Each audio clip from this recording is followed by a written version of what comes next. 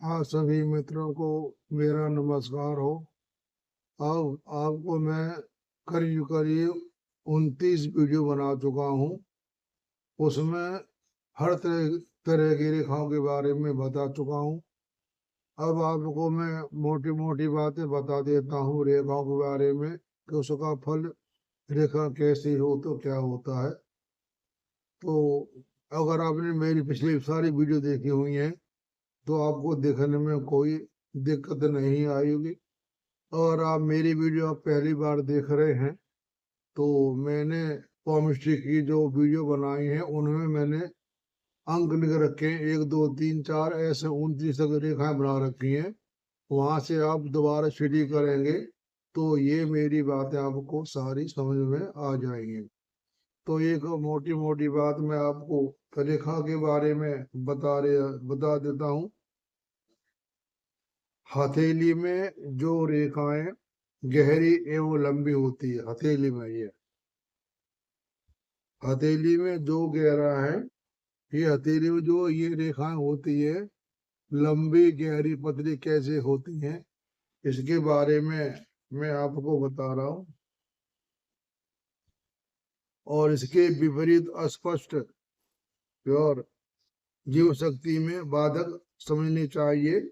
और ईश्वर रेखाओं के प्रभाव से मानव जीवन पर सही रूप में अंकित होता है। हस्तरेखा विशेषज्ञ से बता रहे हैं कि दोनों हाथों का अध्ययन करना चाहिए। एक का अध्ययन नहीं, दोनों हाथों का देख करके ही बताना चाहिए कि उसके सीधे हाथ में क्या परिवर्तन आया है, तभी हम अनुमान लगा सकते हैं।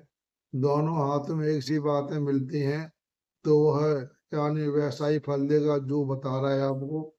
और दोनों में अंतर है तो उसी को बनाकर आपको बताना चाहिए। रेखाओं द्वारा घटनाओं का समय ज्ञात किया जा सकता है, वो भी मैं आपकी वीडियो बता चुका हूँ।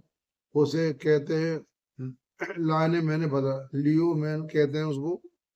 जितना भी ज्यादा व्यक्ति का अभ्यास होगा उतना ही ज्यादा वह उस समय को सही रूप में जीवन अंक अंकित कर सकता है। हाथ का अध्ययन करने से पूर्व रेखाओं का सही से परिचय मैं आपको दे चुका हूँ। और रेखाओं के बारे में ऐसी एक होती है मोटी रेखा,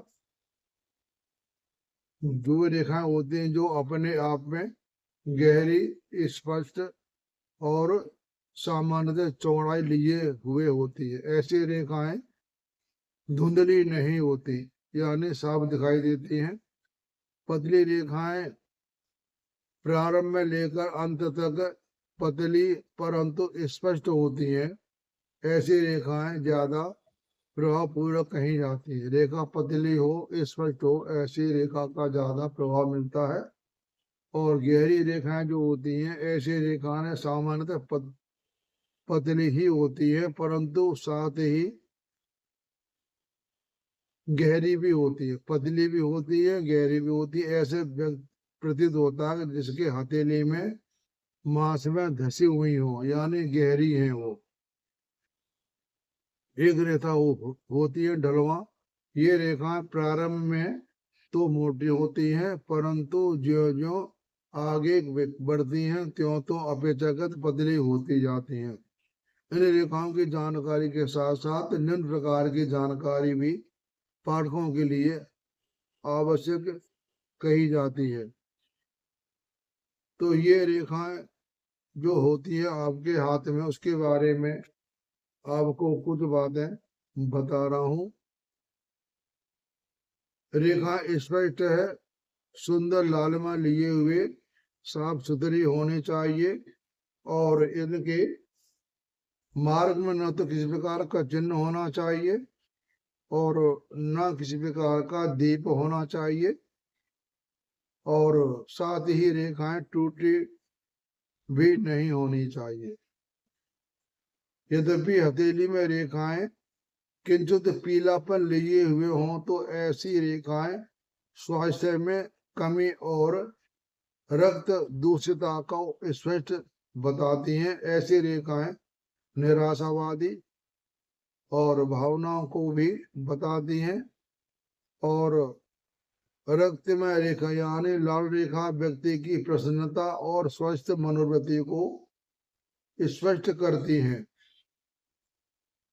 इसमें ऐसे ज्ञात होते हैं यानी गुलाबी रेखा, ऐसी व्यक्ति प्रसन्न चित्त, स्वस्थ और स्पष्ट बनता है। हथेली पर काली रेखाएं पाए जाना निराशा तथा कमजोरी सूचित करता है। ये हाथ को देखने से पता पड़ता है रेखा कालेपन पे है, लालपन पे है, या गुलाबीपन पे है, या कम गहरी है, या स्पष्ट है। मुरझाई हुई या कमजोर रेखा भविष्य में आने वाली बाधाओं की सूचना कही जाती हैं। यदि किसी रेखा का साथ साथ कोई और भी रेखा आगे बढ़ती है तो उस रेखाओं की विशेष बल मिलता है और उस रेखा का प्रभाव विशेष समझना चाहिए। यदि किसी टूटी फूटी रेखा के साथ साथ सहायक रेखा चलती हुई दिखाई दे तो उसे भग्न रेखा या विपरीत परंतु न्यूनतम होता उसे उसका कोई फायदा नहीं मिलता है। जीवन रेखा के अलावा यदि कोई रेखा अपने अंतिम सिरे पर जाकर दो भागों में विभक्त हो जाती है तो ऐसी रेखा अत्यंत श्रेष्ठ एवं प्रभावशाली मानी जाती है। जीवन रेखा को छोड़कर तो ऐसी व्यक्ति की मृत्यु कम आयु में हार्ट अटैक से हो जाती है। यानी यदि हृदय रेखा अंत में जाकर दो भागों में विभक्त होती है तो ऐसे व्यक्ति की मृत्यु कम आयु में ही हार्ट अटैक से हो जाती है। ये रेखाओं के बारे में आपको बता चुका हूँ। उंगलियों के पास होती है वो हृदय रेखा, बीच में होती है शीर्ष रेखा और अंगूठे के पास होती है वो जीवा रेखा। यदि कोई रेखा अपने अंतिम सिरे पर जाकर कई भागों में बट जाए तो उस रेखा का फल विपरीत समझना चाहिए। यदि किसी रेखा में कोई नई रेखा निकलकर ऊपर की ओर बढ़ती है तो उस रेखा के फल में वृद्धि होती है। यदि किसी रेखा से कोई रेखा निकलकर नीचे की ओर झुक रही हो या नीचे की भाग की ओर आ रही हो तो उसका विपरीत फल मिलता है, यानी वो ठीक नहीं है, वो अवरोधक है। भोग रेखा का प्रणय रेखा से कोई रेखा निकलकर ऊपर की ओर बढ़ रही है तो सुंदरी पति मिलने का योग बनता है। इसके विपरीत यदि उसमें कोई रेखा निकलकर नीचे की ओर बढ़ रही हो तो उस व्यक्ति की पत्नी की मृत्यु शीघ्र हो जाती है। यदि मत्स्य रेखा में से कोई रेखा ऊपर की ओर बढ़ रही है तो उस व्यक्ति को विशेष यश प्राप्त करता है। जंजीरदार रेखा कोई भी हो तो अशुभ मानी गई है। यदि विवाह रेखा जंजीरदार हो तो उसमें प्रेम में असफलता मिलती है। यदि मत्स्य रेखा जंजीरदार दिखाई दे तो वह व्यक्ति पागल बन जाता है। हथेली में जंजीरदार दिखाई दे तो वह पागल बन जाता है। हथेली में लहरिया यानी टेढ़ी मेढ़ी रेखाएं हैं तो फल कम देती हैं और टूटी हुई रेखा असफल देती हैं। यदि कोई रेखा बहुत अधिक सूक्ष्म और कमजोर हो तो उसका प्रभाव नहीं के बराबर होता है। यदि किसी रेखा के बहुत अधिक सूक्ष्म और कमजोर हो तो उसका प्रभाव नहीं के बराबर होता है। यदि किसी रेखा के मार्ग में दीप या चिन्ह हो तो उसे शुभ नहीं समझना चाहिए। दीप चिन्ह ठीक नहीं होता है। यदि रेखा के मार्ग में वर्ग हो तो उसने उस रेखा को बल मिलता है और उस रेखा का शुभ फल प्राप्त होता है। यदि रेखा पर कोई बिंदु हो तो इसमें उस रेखा से संबंधित कार्य की हानि होती है। यदि किसी रेखा पर त्रिकोण का चिन्ह दिखाई दे तो उस रेखा से संबंधित कार्य शीघ्र ही होना चाहिए। जो चिन्ह होता है वो शुभ माना जाता है। रेखाओं पर तिरछी रेखाएं हानिकारक मानी गई हैं, यानी उस रेखा को काटें।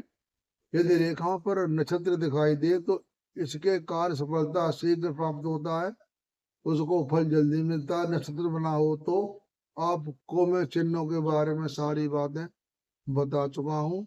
पतली रेखाएं व्यक्ति के जीवन में श्रेष्ठ फल देने के समर्थ मानी गई है। ढलवा रेखाएं व्यक्ति के परिश्रम को स्पष्ट करती हैं, परंतु उससे श्रेष्ठ फल मिलने का योग नहीं बनता। यदि कोई गहरी रेखा चलते चलते बीच में ही रुक जाए या कमजोर पड़ जाए तो ऐसी रेखा दुर्घटना का बारे में बताती है। रेखा यदि कहीं पर पतली और कहीं पर मोटी हो तो वह शुभ नहीं होती और ऐसी व्यक्ति जीवन में कई बार धोखा खाएगा, ऐसा समझना चाहिए।